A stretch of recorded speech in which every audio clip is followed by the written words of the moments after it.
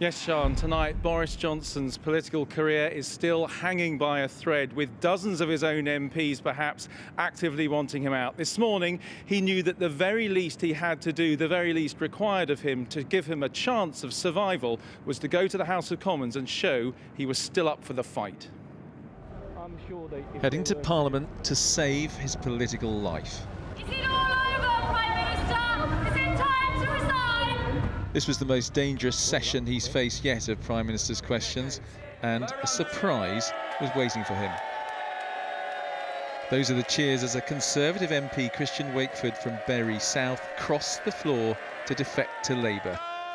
And the Labour leader made the most of it.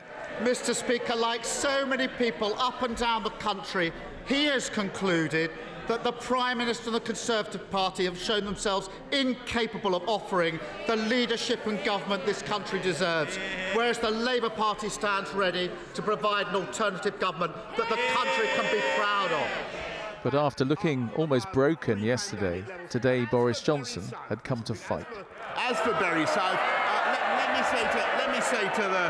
me say to the right gentleman, Mr. Speaker, by all leave, may I say to the right honourable gentleman that the Conservative Party won Bury South for the first time in generations under this Prime Minister, with an agenda of uniting and levelling up and delivering for the people of Bury South. And Mr. Speaker, we will win again in Bury South at the next election under this Prime Minister.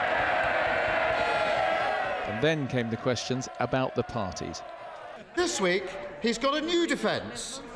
Nobody warned me that it was against the rules. That's it. Nobody told him. Since the Prime Minister wrote the walls, why on earth does he think that his new defence is going to work for him? Let's be absolutely clear. The right honourable gentleman is continuing to ask a series of questions which he knows will be fully addressed by the inquiry. He is wasting this House's time. He's wasting the people's time.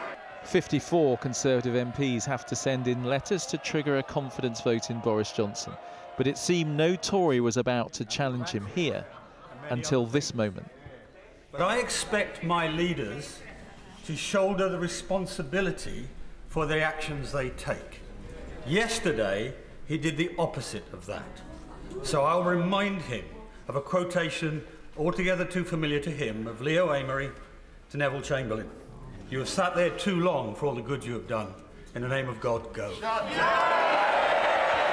An unexpected and devastating strike from a Tory grandee. I take full responsibility for everything done in this government and throughout the pandemic. Afterwards, this Johnson loyalist had a message for those who want him out. I'm actually very disappointed because we wouldn't be here if it wasn't for Boris Johnson. As you know, I stood in 2017 and I was not an MP. And I'm here today because of Boris Johnson, and I think we need to remember that many of us in the 2019 intake were elected because of him. He remains under enormous pressure, but he seems to have survived another day, and right now, that will look like a win. Andy Bell, 5 News.